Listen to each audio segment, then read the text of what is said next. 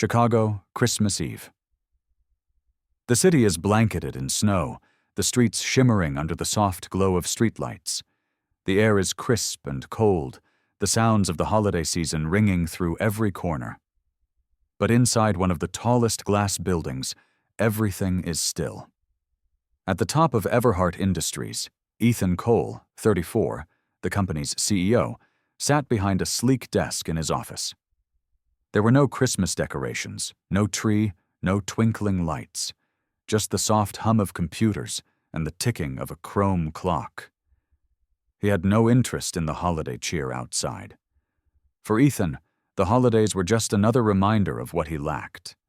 He had everything: wealth, power, success, but it was all hollow.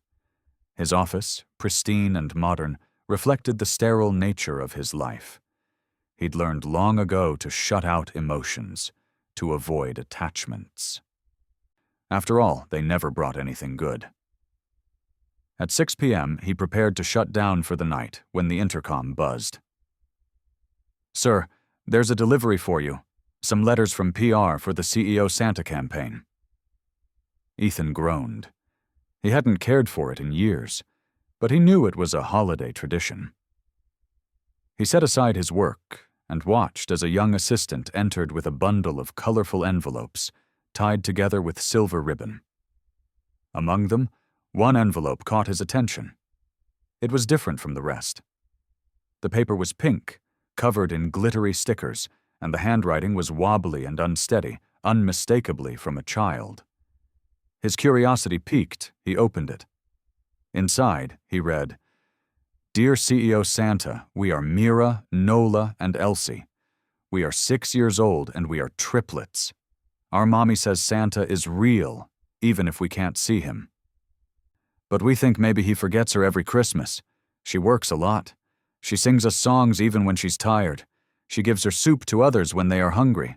We don't want toys this year. We just want mommy to have a new blanket because the old one has holes. Also, we hope maybe someone could tell her a story on Christmas Eve. She tells us stories every night, but no one tells her any. Love, Mira, Nola, and Elsie." The name of their mother, Clara Wren, struck Ethan like a bolt of lightning. For a moment, the world seemed to stop. The name Clara echoed in his mind. He could almost hear her voice again, a soft whisper in the cold air of his childhood. She had been the one who comforted him when no one else did, the one who promised she would always be there to tell him stories. Ethan stood up, his heart pounding in his chest. His fingers lingered on the glitter of the letter. The old promise, one he had forgotten over the years, came rushing back. The following day, Ethan left his office and drove across the city, past the towering skyscrapers and into the quieter parts of town. He turned down a street lined with old buildings, a place where the snow seemed to settle more heavily, and the world felt like it had slowed down. There, on the corner, was a small cafe, Maple and Crumb Cafe, a cozy little spot tucked between a laundromat and a shuttered bookstore. Through the frosted windows, warm light spilled onto the sidewalk, offering a refuge from the biting cold. Ethan stepped inside. The rich smell of cinnamon and coffee filled the air. The sound of quiet chatter and soft laughter created a sense of peace. A stark contrast to the lonely office he'd just left.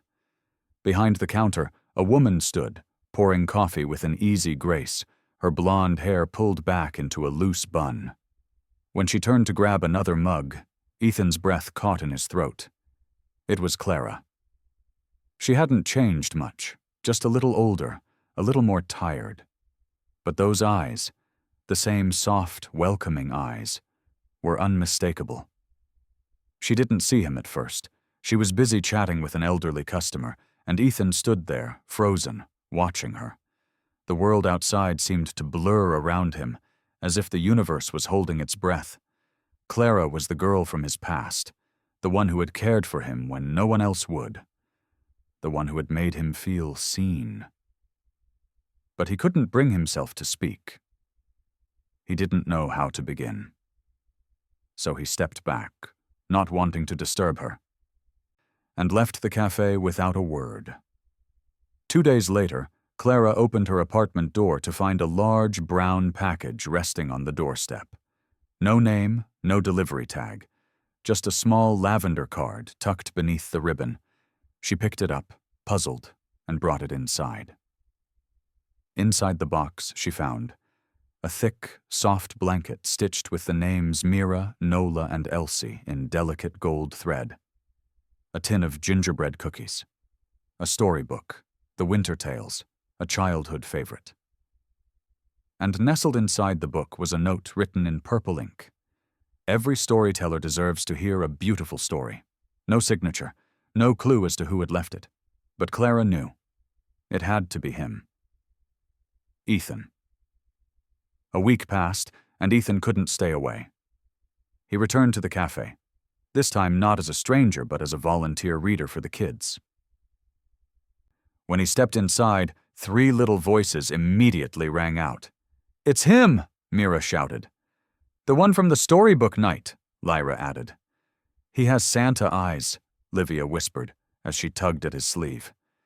Ethan kneeled down, smiling. "Do I look like one?" he asked, his voice warm. Clara was watching from the counter, her hands still, her eyes wide. Recognition flickered in her gaze. "Ethan," she whispered, her breath catching in her throat. There was a pause, and then the flood of memories came rushing back. Ethan was no longer the lonely boy from the orphanage. He was a man who had found his way back. To her. The following Christmas Eve, Ethan invited Clara and the girls to his home. It wasn't anything extravagant, just a warm, modest house, filled with soft light and simple decorations. They shared a humble meal together, soup and burnt toast, but for the first time in a long while, Clara felt truly at peace. As they sat together, the girls giggling and playing, Clara felt the weight of the past few years lifting. She had been so focused on surviving, on protecting her daughters, that she'd forgotten what it felt like to have someone by her side. Ethan wasn't here to fix her life or make grand gestures. He was here because he remembered her, because he wanted to keep the promise he had made so long ago. Later that evening, under the glow of a soft street lamp, Ethan led Clara outside. The snow had fallen heavier, blanketing the world in white. In the middle of the street, surrounded by the soft light of lanterns, Ethan knelt down and pulled a small velvet box from his coat pocket. "Clara," he said, his voice steady but filled with emotion, "you brought light back into my life when I thought I had lost everything, and now I want to help you find the light you've been missing." He opened the box to reveal a ring, simple but beautiful, with the names Mira, Nola, and Elsie engraved on it. "I don't want to spend another Christmas without you and the girls in my life. Will you marry me?" Clara's heart swelled with emotion, her tears falling freely. "Yes," she whispered, her voice trembling with joy. A year later, Ethan and Clara had built something together. They opened a small library in their neighborhood, a place where children could come and listen to stories, just as Clara had done for Ethan all those years ago. It was a humble space, filled with donated books and cozy corners, but it was filled with warmth and love, something neither of them had expected to find. That Christmas, they stood together outside the library, snow gently falling around them as the girls skipped happily beneath the twinkling lights. And for the first time, Clara felt that the story she had always dreamed of was finally coming true. Sometimes, the smallest acts of kindness can change everything. It's not always the grand gestures that matter most, but the quiet moments that tell us we are seen, we are loved. And sometimes, it's not Santa who brings the magic, it's the people we least expect. If Ethan and Clara's story touched your heart, please like, comment, and subscribe to see more stories of second chances and love that lights up the dark. Thank you for watching soul-stirring stories. Stay warm, stay kind, and never stop believing in the power of a story.